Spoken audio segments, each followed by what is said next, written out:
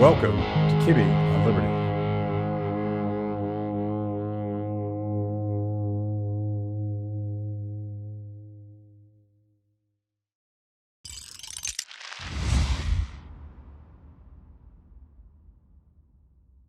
Greg, how's it going? Very busy in free speech world at the moment. Yeah, it's a crazy world, isn't it? Yeah, absolutely. Yeah. Pretty much since the anti-Semitism hearings last week, everybody's calling us. I did the Bill Maher show on Friday. It was just a coincidence that I was on this week, and man, it's just blowing up everywhere. Yeah, well, it's interesting because I think it was last week we ran a conversation I had with Thomas Massey. And Thomas, as you know, probably know, is a fairly non-interventionist Ron Paul kind of Republican. And he was, unfortunately for him, perhaps politically, he was one of the few members of Congress to vote against some symbolic resolution calling for the defunding of these elite campuses that are allowing anti-Semitism on campus. Because his view, and I wonder, we'll start here because I think it's an interesting subject. His view was that if you weaponize the government to pull its funding from some institution, because the government funds pretty much everything. Yeah, they're involved in everything, and if some House or some campaign committee or some committee of Congress decides, I don't like what you're letting happen on your campus, I'm going to pull your funding. Yeah.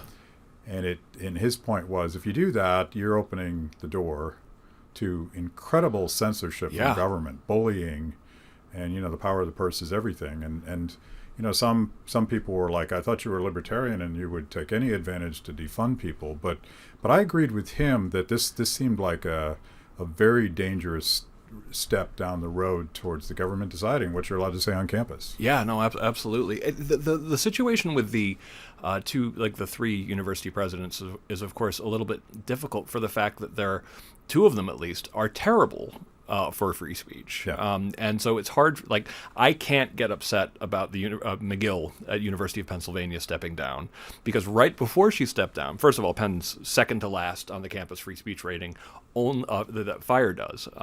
248 schools, it was 247. The only school that beat Penn, by the way, was Claudine Gay's, Harvard's, was the only school that actually beat Penn.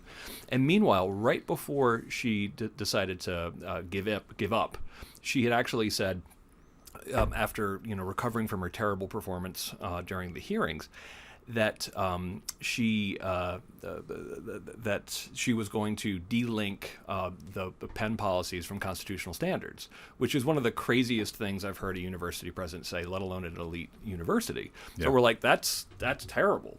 So it's an interesting moment, because if what gets taken out of those hearings is that universities aren't clamping down enough on political opinion, on pure speech, then this could be a real disaster for speech.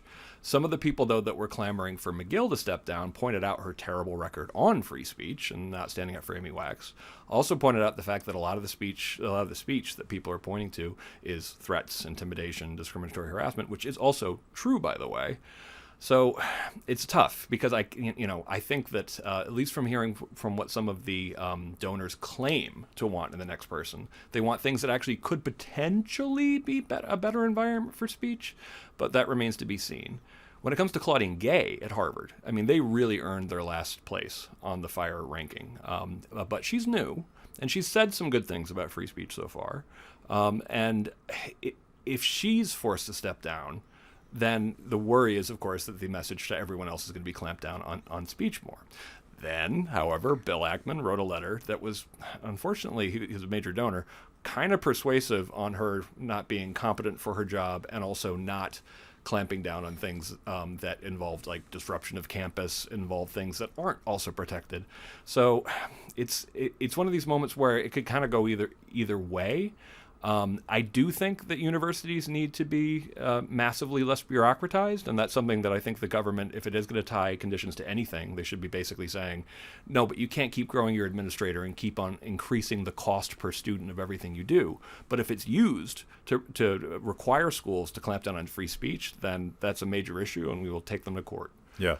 I'm sort of like conflicted watching her resign as well, because on the one hand, she's foisted on her own petard, and she kind of earned this dilemma that she faced in that hearing, where they've gone out of their way, all of these university presidents, and you can list them by name, to get involved in all sorts of controversial opinionating that they really, that's not their job. The job is to create an environment where students feel free and safe to speak up. Yeah.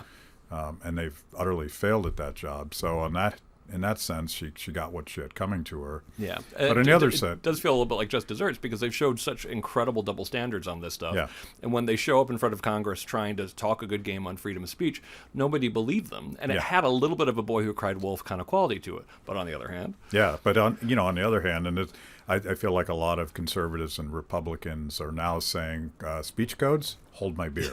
Yeah, exactly. If we're going to do this, we're going to do it my way, and I think that's a very dangerous spiral. That means we're going to be banning all the speech, right? Yeah. The speech that the left hates and the speech that the right hates, and it's also wildly ambiguous and open-ended that pretty much any word you would say might potentially violate the rules. Yeah, no, it was kind of funny seeing reactions to canceling of The American Mind, my new book with Ricky Schlapp, in some conservative circles being, well, there are 3 chapters on cancel culture from the right. It's like, because that's a real thing, guys. And we're going to call it out. We're not a partisan shop. That's what we do. I don't pretend. I don't engage in silly, mindless both siderism. Yeah, the problem's worse on the left on campus for sure. There's super majorities, both of professors and administrators are on the left. But the idea that there's no problem on the right just seems like putting your fingers in your ears. Yeah, I'm pretty explicitly libertarian, particularly when it comes to free speech issues. So I see problems on both sides. Well, and the libertarians have been our one reliable ally throughout our entire existence. Good libertarians actually get free speech. Actually, doesn't work if it doesn't apply to everybody. Yeah. I wish the ACLU still got that, but well, the ACLU did just back a lawsuit defending the free speech rights of the NRA. Now, of course, in the following tweet, they sort of threw the NRA under the bus as being, an odious organization, which is something that, Fire doesn't, defend people and then tell everyone how horrible they are, because that's a slippery slope. Right. But still, they're on the right side of that NRA case. So for people that don't know, we sort of jumped into this, but give us a sense for what Fire does, because you guys are not new to this fight. You've been leaders on this for decades. Mm-hmm. Give us the background. So Fire was founded in 1999, which means next year is our 25th anniversary. And none of us want to have a gala because we find those exhausting. we just had one. And we used to be the Foundation for Individual Rights in Education. And I joined about a year and a half into Fire to become the first legal director, and I became president in 2005, 2006. But the founders of Fire are actually 2 libertarians, Alan Charles Coors, who's one of the great experts of the Enlightenment, one of the great experts of Voltaire, former University of Pennsylvania professor himself, and he's more of a conservative-leaning libertarian, whereas my mentor, Harvey Silverglate, is a ACLU guy, a criminal defense lawyer, and a more left-leaning libertarian. And having that legacy at Fire has been really important to us, because we try to be this weird nonprofit where people who vote, Republican, Democrat, Libertarian, Green Party, all work together and don't agree on other things, but absolutely agree on freedom of speech. At Kibbe on Liberty, freedom is a lifestyle 24/7, something you live and breathe and wear every day. If that describes you, you need the very best Liberty swag in the market today, just like this shirt I happen to be wearing. Go to freethepeople.org/KOL and check out our exciting merch. You too can love liberty and look cool. Yeah. And both of your books, Coddling of the American Mind with Jonathan Haidt, and your new book, The Canceling of the American Mind with Ricky Schlatt. Ricky Schlatt, yeah. She's 23-year-old genius who actually worked for Reason, a good libertarian. She considers herself libertarian. And I started working with her when she was 20. And I remember telling, I'm sure, mutual friend Jonathan Rausch, that I was writing a book with a 20-year-old, and he definitely had this kind of like, oh, what are you thinking, Greg? Like, that seems crazy. And I'm like, no, you've got to meet her. And so far, like, she's been doing the book tour with me, and everyone's like, oh, I get it. Because she is crazy smart, but also, like, we complement each other perfectly, because as you can probably tell by the way I'm talking right now, I'm a little bit of an overwriter. I get excited about something and suddenly it's 5,000 words, and finding someone who can look at it, understand it, and be like, okay, Greg, here's the 500 words you were actually trying to say, helps me out greatly. But she's also kind of boots on the ground, because she lived totally. it. Yep. Old guys like us, I mean, we observe it from the outside, but our university experience was very different. Oh, absolutely. Yeah. No, I always pick on Haidt a little bit here, because I'm Gen X. He says he's Gen X. He's a little closer boomer. He's on the cusp. But we also wrote a book, Coddling the American Mind. That is very much about challenges faced by Gen Z, and particularly Gen Z young women. So having an opportunity to write a book with an absolutely brilliant Gen Zer who has seen this stuff with her own eyes, and did actually first contact me and Haidt to tell us like how much she thought Coddling the American Mind nailed it. I was like, oh, there's a great opportunity to do a follow-up of Coddling the American Mind with someone from Gen Z to talk about all these challenges. But as we were getting ready to write that book, we kind of couldn't believe that there were still ideologues out there saying cancel culture isn't real. It's a right-wing hoax. It's only an invention of Fox News. And I'm like, no. This is and mission number one of canceling the American mind is to point out the data and the examples and the historical comparisons to make an argument that not only is cancel culture real, it's on a historic scale that they're going to be studying in 100 years.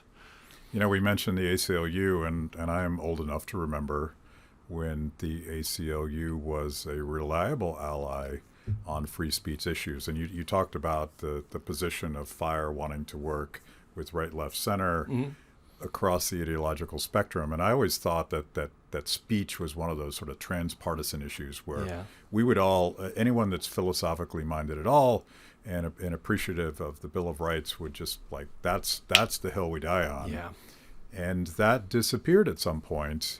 And you and Haidt document the sort of the philosophical basis of that evolution. You call it safetyism. Yeah.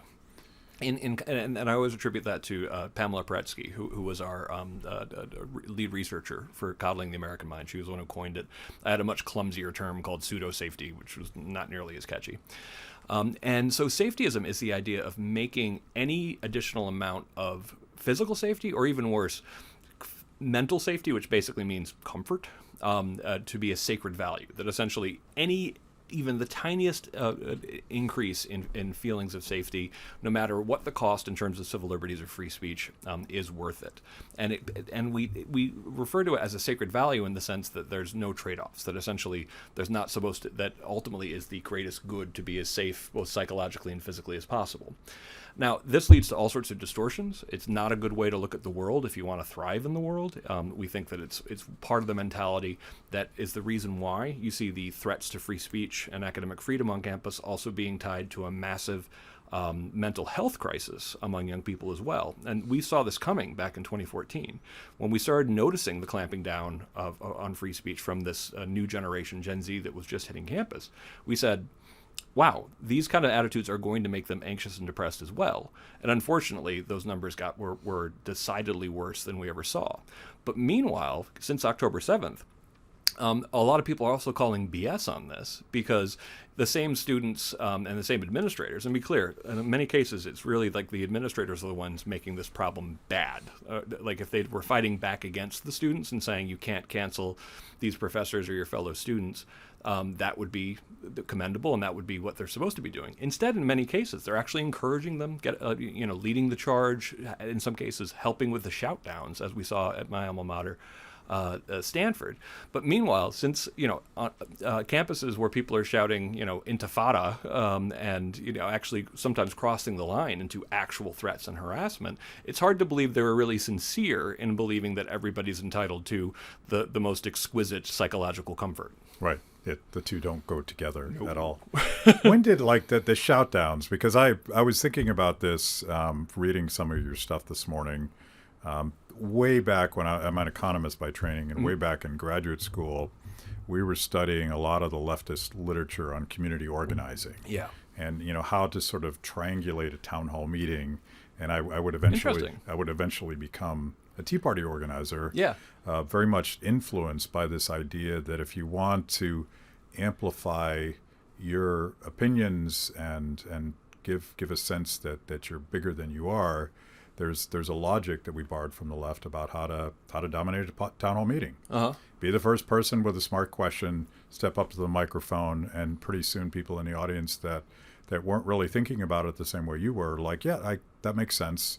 And I don't think in any way a cynical or inappropriate way to do civil discourse. But at some point, it became, I'm not going to let you speak, and I'm going to shout you down, and I'm even going to rip the microphone from the podium. And just, it became violent and hostile. Is that because we, the broad civil libertarian were actually winning in a more radically democratic environment, so they had to switch tactics? When did this happen? My Substack is called The Eternally Radical Idea, because I believe that situation normal for human history, just like when people point out, poverty is the norm, it's wealth you have to explain in libertarian circles, censorship is the norm, and it's free speech you have to explain. And it takes a lot of serious societal values, shared ones, norms, practices to maintain and sustain freedom of speech. And I talk about this in Canceling of the American Mind as, to not make it too complicated, as things that were actually very nicely reflected in idioms that the both of us grew up with. But by the way, my co-author Ricky had basically never heard things like everyone's entitled to their opinion, to each their own, don't judge a book by its cover. All of these things, those are wonderful small d democratic norms, even for that matter, sticks and stones. Right. These are all ways that you actually express, some amount of humility. But there have always been forces trying to take over, trying to shout people down, to cross the line into violence and intimidation in order to have their way. I feel very lucky that I grew up in the 1980s and 90s when the free speech law was stronger and was strong and getting stronger, but also free speech culture. There was a very strong norm that, like, listen, it's a free country, dude. Like you want to be an offensive comedian, I gotta listen to you, but that's none of my business. Yeah. Like, again, like another more idioms I didn't even realize. And unfortunately on campus, this was both eroded by some natural sort of forces like group polarization, where essentially if you don't have enough if you're too politically homogenous, there's a tendency to become ever more so. As I talk about this in the instance of anti-Semitism laws in France, and how anti-Semitism has actually gotten worse since those laws were passed. And I always make the point, it's like, well, you told all the anti-Semites that they could only talk to other anti-Semites. What did you think was going to happen? And so on campuses, when you just have a pretty left environment, and it just tends to get more and more so over time. So there's an organic aspect to how intolerance happens. And I talk about also problems of comfort in my short book, Freedom from Speech, that essentially, yes, I agree with Steve Pinker that an awful lot of things are getting better, but there's a category of things that will get worse precisely because other things get better. And particularly if you grow up in an environment where you can expect comfort, difficult norms like freedom of speech and discourse and all this kind of stuff, there's greater hostility to them because they require discomfort. But not to let campuses entirely off the hook, though. We also talk about the anti-free speech movement, which we designate as beginning the year after the Berkeley free speech movement, and spearheaded initially by Herbert Marcuse, famous guru of the left, who wrote Repressive Tolerance, making, in my opinion, an incredibly primitive argument, and a very old argument. Just the title itself. Yeah, exactly. Repressive tolerance. Yeah, exactly. That essentially there's good people like me and people on the left, and if we want to have a truly fair and equal society, then of course we have to repress the regressive so-called conservatives and right. I kind of forgot how explicit it was. Just go after the right, and by the way, everyone else is on the right. And it's like, and it gets treated like this is some kind of intelligent analysis. And I'm like, no, it's just old-fashioned authoritarianism. Like, this is as old as time. And unfortunately, that mentality got picked up by a lot of thinkers on campuses. And it was, I remember talking to Richard Delgado, one of the founders of, I debated him back in Williams in 2003. It was very intentional. We wanted to change the political valence of free speech on the left, so that it's no longer one of the sacred norms of people on the left, and they've largely succeeded, unfortunately. So I've been obsessed with an old book by Frederick Hayek called The Counter-Revolution in Science. I don't know this one. And I'm going to mash this. I shouldn't tell your audience that. I'm sorry. No, it's perhaps his most obscure book, and in a lot of ways difficult to read. But it's primarily a critique of scientism. This is where he took on some of the founding thinkers of socialist thought, because they wanted to replace the chaos of a free society with a scientific hierarchy where really smart people would be in charge, and they would replace all of these civil libertarian norms with planning. What could go wrong? Yeah, what could go wrong? So I'm thinking and I went back and reread this book at the beginning of the lockdowns, because one of the guys that he picks so much on is a guy named Saint Simon. And Saint Simon had this wacky idea that you would create a temple to Sir Isaac Newton, and you would seat these scientists in this temple, and they would reorganize society in a very rational way. So I'm going to combine your notion of safetyism with scientism, because Marcuse and all of those guys very much presented this as a science. It wasn't an opinion. So did Marx. Yeah. And it was the march through history. This is how it's going to happen, and that pseudo-scientific notion of this very much it's hard to argue with, because when people scream, as they did over the last 3 or 4 years, trust the science. Ugh.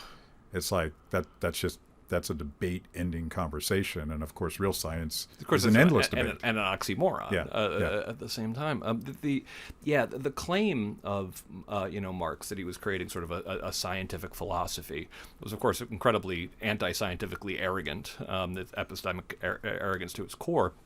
And it does kind of still continue to blow me away that this was still, it's just a rhetorical device, and it was taken seriously by people as clear-minded as Karl Popper, so much so that he actually had to eventually, question it and say, like, is this really science? And that's one of the things that led him to trying to figure out what some of the aspects of science actually really is. But how could anybody ever took this seriously? It's just a rhetorical assertion based on something that, and I mean, historicism.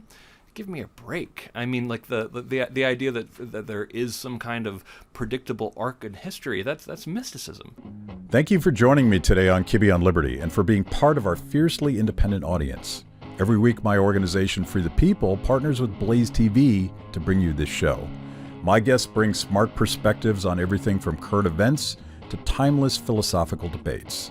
If you like what you hear, go to freethepeople.org/KOL and support Kibbe on Liberty so we can continue to produce these honest conversations with interesting people.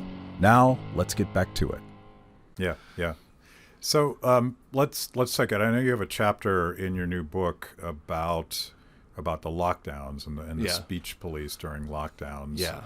It strikes me that this safetyism, you were talking about, you're wanting people to be physically secure and mentally secure at all times, both of which are impossibilities and perhaps a dystopian nightmare. Yeah, and not even desirable to begin with. If we ever achieved it. But that was sort of turbocharged by the lockdowns. We must have zero COVID. We must keep everybody safe.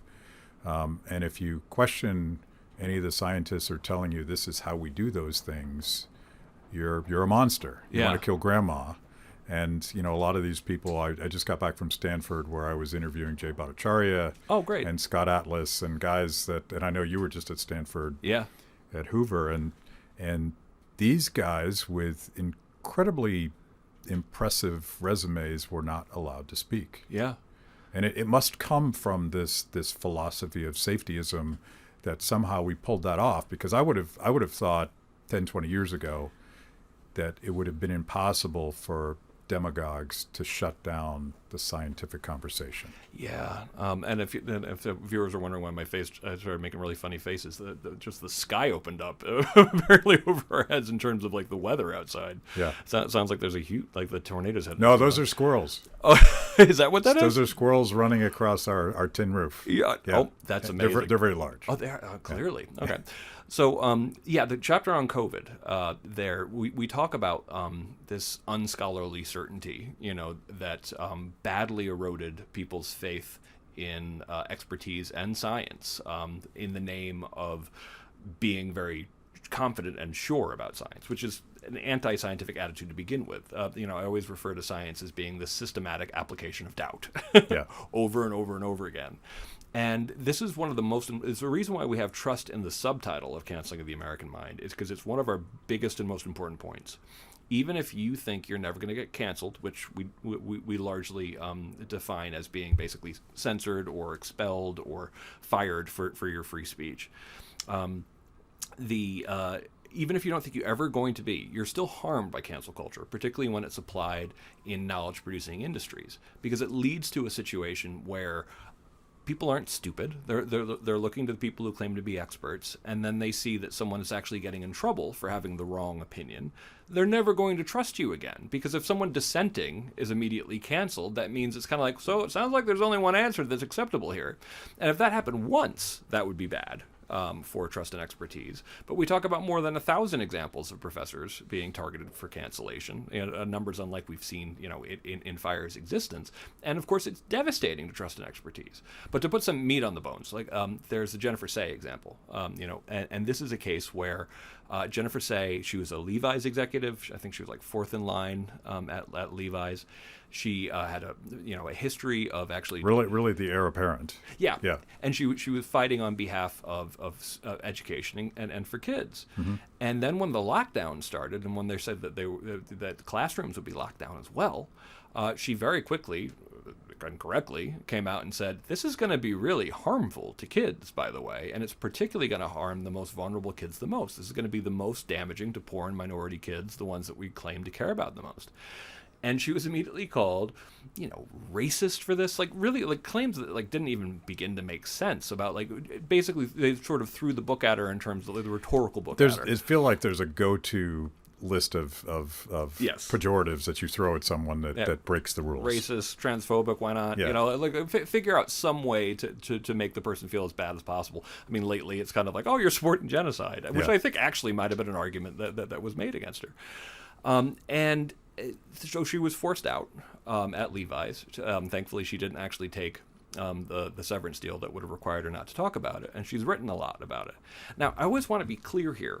Even if Jennifer Say had been wrong, what happened to her was still wrong.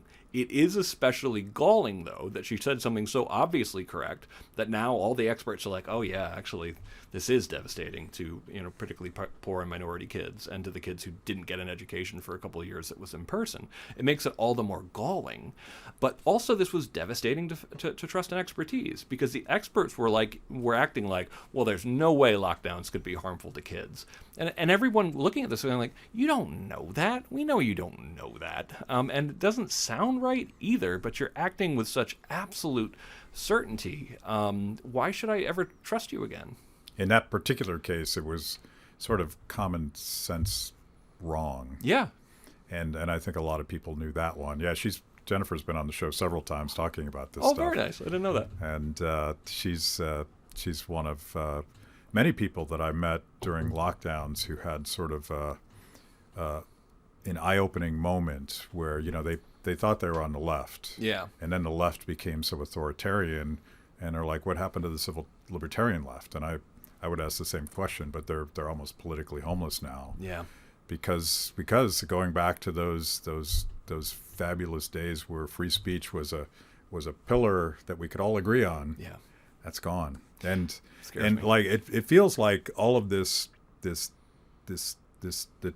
last 20, 30 years building up to this moment, and in a lot of ways the lockdowns were sort of a test case on whether or not there was some sort of science-y way to dictate what was true and what was not, what was allowed speech, what was not allowed speech. Yeah. And when I was talking to Jay Bhattacharya, he was talking about this this so-called think tank at Stanford. Yeah. That was actually pretending like they could monitor what was true and what was malinformation and misinformation. I don't even know what these words mean, but it means whatever they want it to mean, I suspect. Malinformation is it's just kind of like what not particularly good information. I mean, watching people actually make the argument that I think malinformation it's true, but it's deceptive, which basically means that you're sure this incident happened, but you're covering it makes it seem like this happens a lot. And it's like, wow, this is... we talk about in Canceling the American Mind the idea of the perfect rhetorical fortress on the left, the idea of this system of never having to seriously address your opponent's arguments and ways to avoid actually having the debate in the first place. And we call it perfect because there's no way to defeat it. And when it comes to misinformation, malinformation, it's so perfectly vague and broad that it can be whatever you want. And meanwhile, it kind of blows me away that from people who I feel like should know better, one of the first things they ask me time and time again is kind of like, well, I mean, is there free speech for misinformation? And I'm like, I think you're under the impression that the truth is far easier to know than it actually is. Yeah. Like that's the birth of small L liberalism. That's the birth of the scientific revolution. I always love I don't know who originally said this, but the Enlightenment should be called the discovery of ignorance. The idea that essentially really the Enlightenment was like, wow, we thought we knew a lot of stuff, but then we started testing it and it turns out, wow, we're wrong about everything. And that is to a degree what the scientific revolution really, really was. And this is just completely reversing it. And the idea, and of course, the most horrifying idea of all, let's put government in charge of being the final arbiter of truth. And how recently this stuff has been tried is something that a whole generation isn't even hearing about. Like how much we took for granted that you knew stories about how badly things turned out in the Soviet Union or under Mao, for that matter, or under any of these totalitarian systems, including Nazism and fascism. And the answer is no, they haven't actually heard those stories. If you've made it this far into the show, it means I must be doing something right. Kibbe on Liberty is just one of the amazing products we create at Free the People. We tell emotionally compelling stories and produce educational videos for the liberty curious. Our award-winning documentaries personalize all things liberty, independence, creativity, hard work, integrity, and perseverance. After the show, check out our work at freethepeople.org. And if you like what you see, donate to support what we do. That's freethepeople.org. Now back to the show. So I have sort of a good news, bad news version of this story because I'd love some good news. And the good news is that speech and freedom of thought and the right to pursue knowledge has been radically democratized with the birth of these technology platforms, social media. And I was one of those techno-optimists. Yeah, I still have some techno-optimism. I was a gauzy believer in that the wisdom of crowds and that we would figure this stuff out. And in a lot of ways, I still cling to that idea. And I think a lot of this cancel culture stuff is really a product of all of this freedom. Like we're being exposed to a lot of opinions that we didn't know we had before. Yeah. And we're also being exposed to the ability to express our opinions unchecked, mostly uncensored, or at least at one point. And I think the pushback, like this insane multi-agency federal government censorship apparatus, is a wild overreaction to the fact that people are finding out for themselves. Yeah. So in that sense, I see it as a very good thing because they're desperate, they're overwrought. And thanks to Elon Musk and many FOIA requests, probably some of the litigation you guys have done, we know just how pervasive this government censorship was. But I saw you argue, I think during the Hoover conversation, that it also goes back to this philosophical shift that comes from, again, I would call it sort of a scientism thing where we're good, they're bad, we're right because the science is behind us, they're wrong. Therefore, and you saw this, even some Penn professor wrote an op-ed a couple days ago where she said, we have too much free speech. Yeah. We have too much tolerance, and we need to reimpose order from the top down. She didn't say it exactly that way, but that's what she meant. That's what she meant, yeah. And that's been the argument, of Marcuse on up. That's the anti-free speech movement. And the irony of, because basically what that movement wanted was to delink campus policies from the First Amendment. They want it both at public and private campus as well, if there's a way to do that.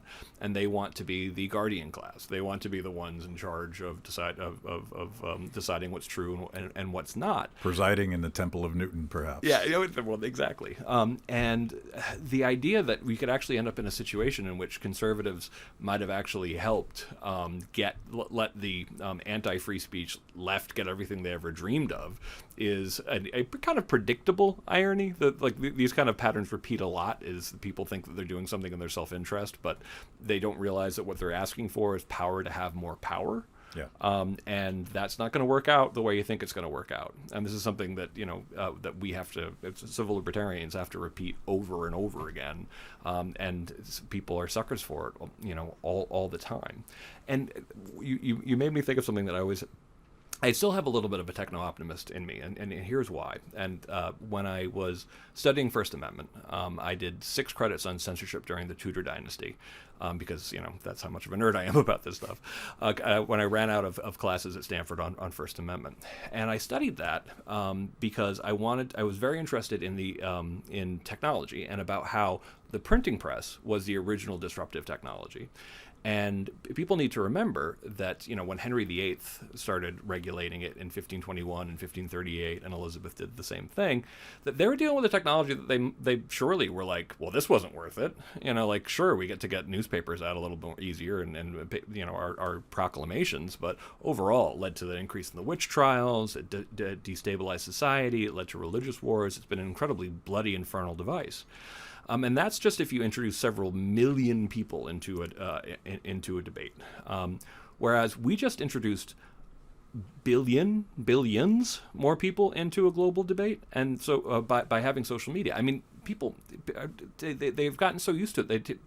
The idea that practically every person on the planet can actually participate in an argument kind of like whenever they want and tell the world what they think kind of whenever they want. There's nothing vaguely resembling this. And right now, so did the printing press stay that infernal technology? No. Over time, it actually became something that society adjusted to. We figured out better ways to use it. And suddenly we have all these eyes to disconfirm things. And so it actually became sort of crowdsourcing knowledge. And turns out that works a hell of a lot better than relying on Aristotle and some monks to interpret them. And social media, I think, does actually have the potential, if used in a more disciplined kind of way, to actually have those extra eyes on problems and to solve things faster, and certainly better than I think in some ways they are in some of our academic departments in higher ed. But we haven't figured out a truth stream within social media that actually can work. But I still have faith that we can develop something that could actually turn this unprecedented level of cross-communication into a boon, not just for expression, but also for production of knowledge. I used to point to Wikipedia as a sterling example of this, but now it's become sort of a dumpster fire of wokeism.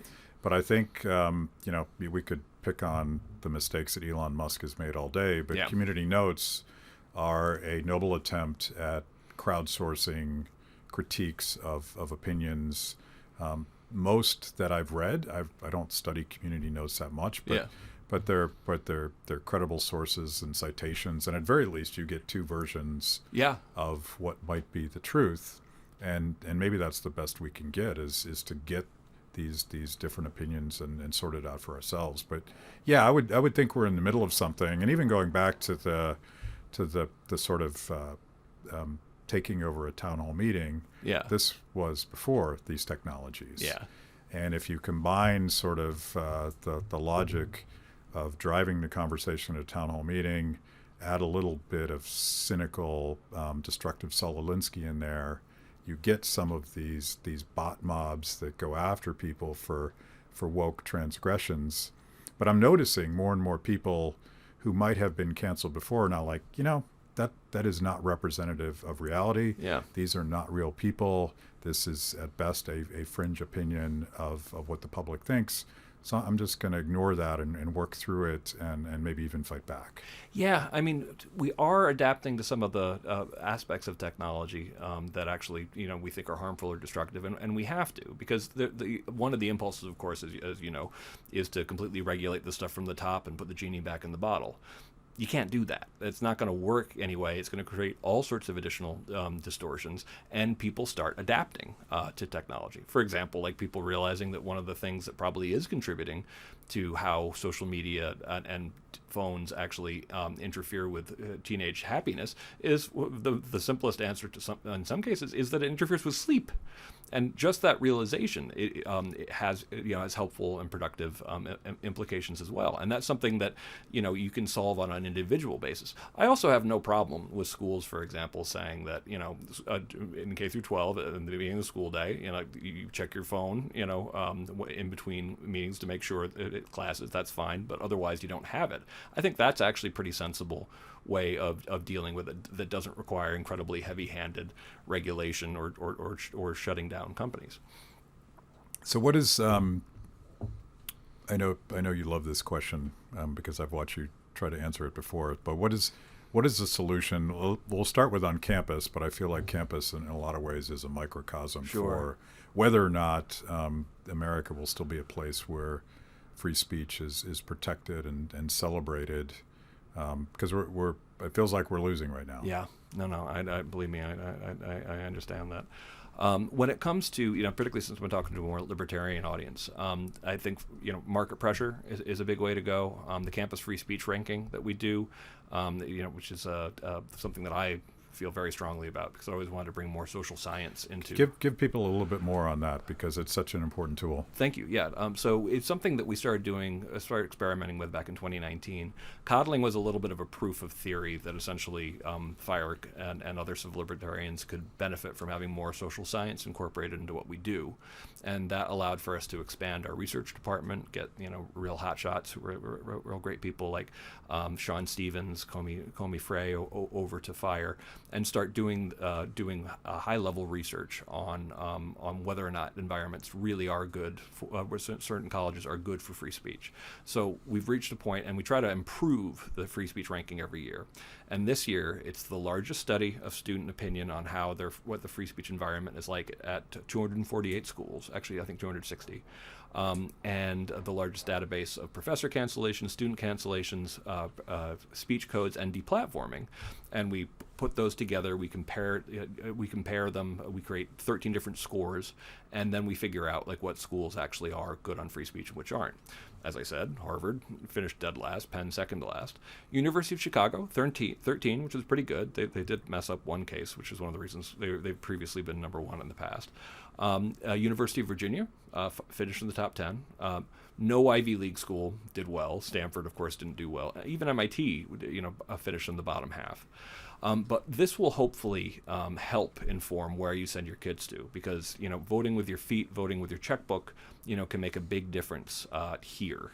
And as far as a libertarian agenda for this, I think step one in reform is finding a group, finding some scholars, maybe this can be a Cato project or something like that, to try to remove as many impediments as possible to smaller, cheaper, more rigorous alternatives to both K through 12 and higher education. I know that there's some work's been done there. I think there needs to be 100 times, more of that, because I think a lot about cheaper, smarter ways to actually be able to signal that you are hardworking, conscientious, disciplined, and actually read the material. Because right now, I pick on Harvard, rightfully so, because 45% of white students at Harvard, they're either athletes, legacy admits, or kids of professors, and the average GPA at Harvard is 3.9, which is basically perfect. And that employers are telling us that these elite school graduates are showing up and harming some of their institutions because they can't work with people they disagree with. They want the corporation to take on whatever their political point of view is as its own political point of view. So the elite colleges are not producing the kind of product that they used to, that can be reliably excellent thinker, innovative person. And that creates a huge opportunity for smaller, cheaper, smarter models to actually start start being the ones that signal hire these folks. And I tried to put my money where my mouth is, because Ricky Schlatt, my co-author in the book, is someone who dropped out of NYU when it became $70,000 a year COVID Zoom school, which he thought was just ridiculous. And I actually got rid of the requirement at FIRE that you have to have a bachelor's to work there, because I didn't even realize we had that. And I think a lot more employers should be dumping that. I mean, clearly, I can just speak to Free the People, but the more degrees my team has, and I'm talking about someone in this room right now, it's just diminishing returns on investment. Yeah. No offense, Logan. It's funny because, again, like one of the upsides of lockdowns was so many parents sort of realizing, certainly K-12, but also $70,000 a year for Zoom school. Yeah. And then you start to look at the curriculum, and you're like, wow, this is actually garbage. Yeah. So it's another way that parents can vote with their feet. The final question I have is not a question at all. I would love for you to shamelessly flack where we find your new book, where we can find out more about FIRE and what we as citizens can be doing. I really appreciate that, because right now, a lot of people are besmirching the good name of freedom of speech left and right. There are attacks on it. Definitely it's being misrepresented a lot in the media, as if it explains free speech without any amount of nuance, when it is actually, like I said, the eternally radical idea. It is, we owe so much of civilization to freedom of speech and free inquiry. So we need all the help we can get. So we're at the FIRE.org. We just expanded last year to be the Foundation for Individual Rights and Expression, as you mentioned. We raised $55 million towards $75 million in order to, try to bring in a bipartisan, free speech army of 1 million people. And we're already at 800,000 people, by the way, and we have almost as many people on the left as we have people on the right. Now, to be clear, the people who are really great on free speech tend to be a little bit older on the left, but we need them, because this has to be hippies like me. Yeah. It needs to be that kind of coalition. So please support FIRE. Check out, we're producing some great content as well, some actually some really funny stuff as well. Canceling of the American Mind is available everywhere books are sold, and we had the misfortune of it coming out right in the middle of the horrible attacks, but people are starting to realize that it points out a way of arguing that we can simply abandon, a BS way of winning arguments without winning arguments, and so that's available everywhere.